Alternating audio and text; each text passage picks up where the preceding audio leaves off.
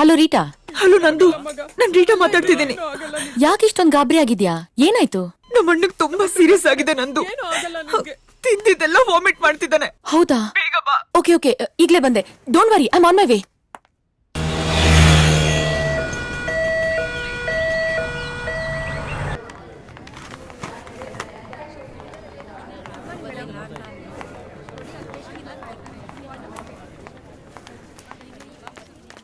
ನಂದು, ನನ್ ಮಗನ್ ಕಾಪಾಡಿ. ಡೋಂಟ್ ವರಿ, ನಾನು ನೋಡ್ತೀನಿ. ಬಂದಿದ್ದೀನಲ್ಲ, ನೀವಿಲ್ಲೇರಿ. ಬಿಪಿ ಚೆಕ್ ಮಾಡಿದ್ರಾ? ಹಾ, ಮಾಡಿದೀನಿ ಡಾಕ್ಟರ್. ಅಮ್ಮ,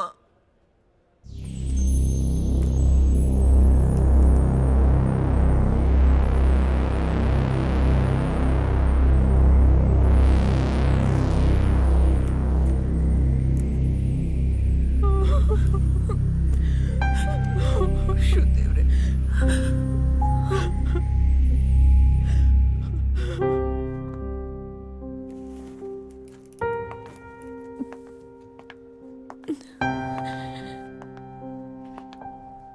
Nandu, how's my brother? What's wrong with him? Nandu, just say. I am sorry. Your brother is no more. No. I am sorry. ಮಗ. ಅಣ್ಣ, ಮಾತಾಡೋಣ. ಕಾಮನ್ ನಂದಿನಿ, ಇದೆಲ್ಲ ನಮ್ಮ ಪ್ರೊಫೆಷನಲ್ಲಿ ಕಾಮನ್. ನಾವು ನಮ್ಮ ಕೈನಲ್ಲಿ ಹುಟ್ಟು ಸಾವು ಎರಡೂ ನೋಡ್ಲೇಬೇಕು. ಅದೇ ನಮ್ಮ ಡಾಕ್ಟರ್ಸ್ಗಳ ಕರ್ತವ್ಯ.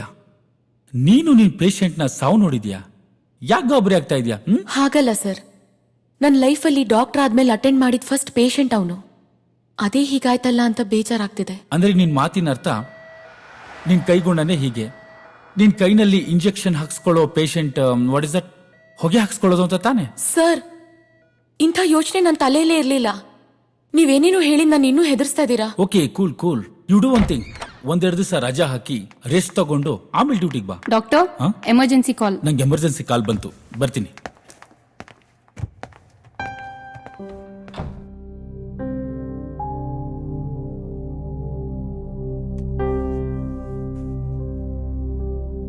ರೀಟಾ ಅಣ್ಣನಂತೂ ಉಳಿಸ್ಕೊಳಕ್ಕಾಗ್ಲಿಲ್ಲ. ಅಟ್ಲೀಸ್ಟ್ ಅವ್ರ ಫ್ಯಾಮಿಲಿಗಾದ್ರೂ ಸಮಾಧಾನ ಮಾಡ್ಬೇಕು.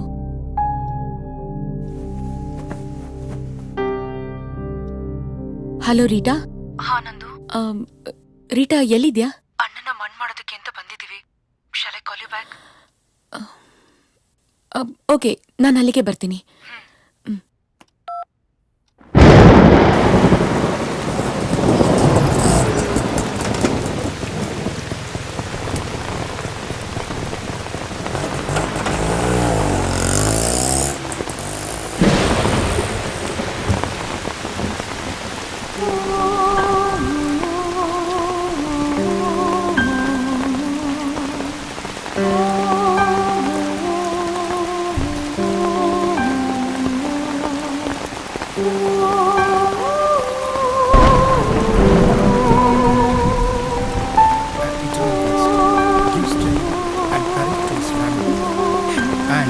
Near and dear ones, dear Lord, listen our humble prayers.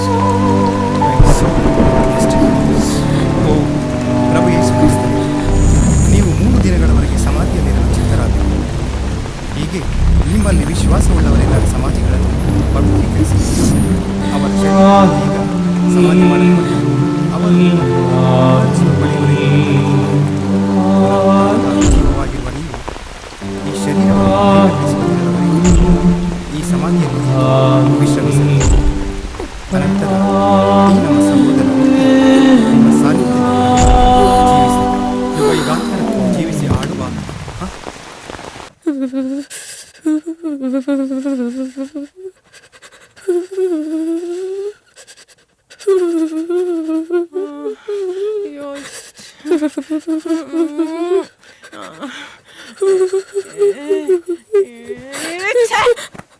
ಯಾವಳು?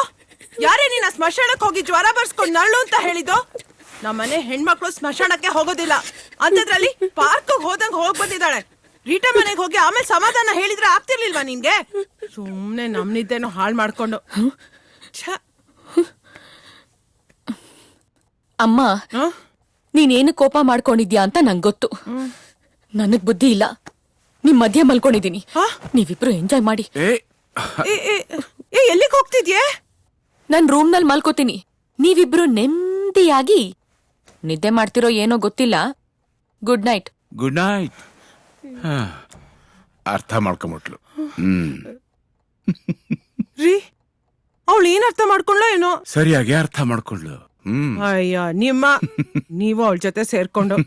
ರೀ ಅವಳಿಗೆ ಮದ್ವೆ ಮಾಡಿ ಮೊಮ್ಮಕ್ಳು ನೋಡೋ ವಯಸ್ಸು ನಮ್ದು. ಅವಳಿಗೆ ಗಂಡ್ ನೋಡ್ಬೇಕು, ಗೊತ್ತಾಯ್ತಾ? ನೋಡಿದೀನಿ ಕಣೆ. ನನ್ನ ಸ್ನೇಹಿತ ಆನಂದರಾವ್ ಆಸ್ಟ್ರೇಲಿಯಾದಲ್ಲಿದ್ದಾನೆ. ಅವನ ಮಗ ತುಂಬಾ ಚೆನ್ನಾಗಿದ್ದಾನೆ, ಒಳ್ಳೆ ಕಂಪ್ನಿಯಲ್ಲಿ ಕೆಲಸದಲ್ಲಿದ್ದಾನೆ. ನಂದಿನಿ ಫೋಟೋ ನೋಡಿ ಒಪ್ಕೊಂಡಿದ್ದಾನಂತೆ. ಭಾರತಕ್ಕೆ ಬಂದ ತಕ್ಷಣ ನೋಡಕ್ ಬರ್ತೀನಿ ಅಂತ ಹೇಳಿದ್ದಾನೆ. ಬಾ ಹೋಗ್ ಬರ್ತೀನಿ ಸ್ವಾಮಿ. ಒಳ್ಳೇದಾಗಿ. ಕರ್ಕೊಂಡ್ ಬಂದೆಮ್ಮ. ಹೋಗ್ ಕೂತ್ಕೋ. ನಮಸ್ಕಾರ ಗುರು. ಬನ್ನಿ ಬನ್ನಿ ಕೂತ್ಕೊಳ್ಳಿ. ಕೂತ್ಕೋ. ಏನಮ್ಮ ಬಂದದ್ದು? ಇವಳು ನನ್ ಮಗಳು 3 ದಿವಸದಿಂದ ಜ್ವರ ಹೋಗ್ತಿಲ್ಲ. ಯಾರ್ದೋ ದೃಷ್ಟಿ ಬಿದ್ಬಿಟ್ಟಿದೆ. ನೀವೇ ಏನಾದ್ರೂ ಪರಿಹಾರ ಹೇಳ್ಬೇಕು ಗುರುಗಳೇ. ಆಗ್ಲಿ ಆಗ್ಲಿ. ಓಂ ಬಾಲಾದಿ ಅಮ್ಮ, ಸುಂದರಿ. ಶಾಪಿಂಗ್ ಅಂತ ಸುಳ್ಳು ಹೇಳಿ ಇಲ್ಲಿ ಕರ್ಕೊಂಡ್ ಕೂರ್ಸಿದ್ಯಾ ನನ್ನ? ನಾನೊಬ್ಳು ಡಾಕ್ಟರ್ ಅಮ್ಮ. ಇಂಥವ್ರ ಮುಂದೆ ಎಲ್ಲ ಕೂರ್ಸಿ ಜ್ವರ ವಾಸಿ ಮಾಡೋ ನಾಟಕ ಎಲ್ಲ ಬೇಕಾ? ನನ್ ಮರ್ಯಾದೆ ಕಳಿತಿದ್ಯಾ ನೀನು? ಮನೆಗ್ ಬಾ, ಇದೇ ನಿನ್ಗೆ. ಅಪ್ಪನ್ನ ನಿನ್ ರೂಮ್ಗೆ ಕಳ್ಸಲ್ಲ. ಏಯ್ ಸುಮ್ನೆ ಕೂತ್ಕೊಳ್ಳೆ, ಕಂಡಿದ್ದೀನಿ. ಏನಮ್ಮ ನಿನ್ ಹೆಸರು? ನಂದಿನಿ. ನಂದಿನಿ ಗುರುಗಳೇ. ಓ ನಂದಿನಿ. ಓಂ ಬಾಲಾದಿ ಸುಂದರಿ. ಓಂ ಓಂ ಓಂ. ಹಾ ನೋಡಮ್ಮ, ನಿನ್ ನಕ್ಷತ್ರ ಹೆಸರಿಗೆ ನಾನು ಏನ್ ಪರಿಹಾರ ಹೇಳ್ತೀನಿ ಅಂದ್ರೆ, ನೀನು 11 ದಿನ ಸೂರ್ಯೋದಯಕ್ಕೆ ಆಂಜನೇಯ ಸ್ವಾಮಿ ದೇವಸ್ಥಾನಕ್ಕೆ ಹೋಗಿ ತುಪ್ಪದ ದೀಪ ಹಚ್ಚಿ 3 ಪ್ರದಕ್ಷಿಣೆ ಹಾಕು, ಎಲ್ಲ ಸರಿ ಹೋಗುತ್ತೆ. ಯಾವ ಆಂಜನೇಯ ಸ್ವಾಮಿ ದೇವಸ್ಥಾನಕ್ಕೆ ಹೋಗ್ಬೇಕು ಗುರುಗಳೇ? ಅಮ್ಮ, ಇಲ್ಲಿ ಊರಲ್ಲಿರೋ ದೇವಸ್ಥಾನಗಳೆಲ್ಲ ದೊಂಬಿಯಾಗಿ ಭಕ್ತಿನೇ ಬರಲ್ಲ. ಒಂದ್ ಕೆಲಸ ಮಾಡಿ, ಆ ಹೊಂಗೆ ಗುಡ್ಡದ ಮೇಲೆ ಒಂದು ಆಂಜನೇಯ ಸ್ವಾಮಿ ದೇವಸ್ಥಾನ ಇದೆ. ಅದು ಪಾಳ್ ಬಿದ್ದಿದೆ ಅಂತ ಹೇಳಿ ಜನ ಅಲ್ಲಿ ಯಾರು ಹೋಗಲ್ಲ. ಆದ್ರೆ ಆ ದೇವ್ರಿಗೆ ಶಕ್ತಿ ಇದೆ. ನೀವ್ ಅಲ್ಲಿ ಹೋದ್ರೆ ನೆಮ್ಮದಿಯಾಗಿ ಪೂಜೆ ಮಾಡ್ಕೊಂಡ್ ಬರ್ಬೋದು.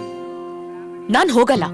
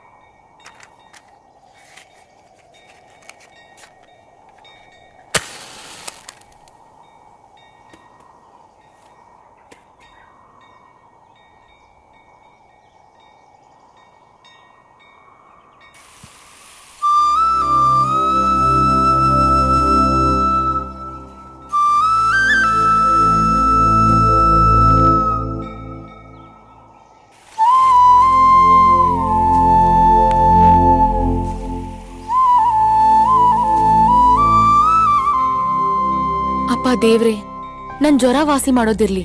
ನಮ್ಮ ಅಮ್ಮಂಗ್ ಒಳ್ಳೆ ಬುದ್ಧಿ ಕೊಡಪ್ಪ, ದಯವಿಟ್ಟು.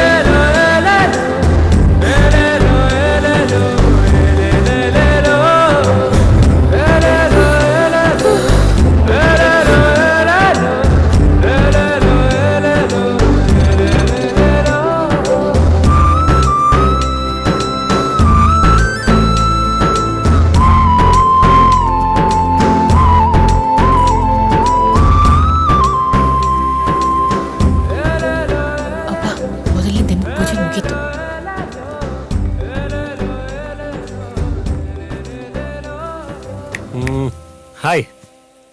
ಹಾಯ್ ನಾನ್ ನಿಮಗ್ ಗೊತ್ತಾ?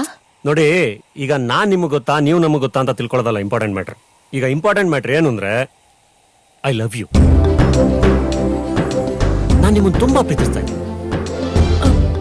What nonsense? ವೇಟ್. ನೀವೇನು ಮಾತಾಡ್ಬೇಡಿ, ನಾನು ಹೇಳೋದನ್ನ ಕೇಳಿ.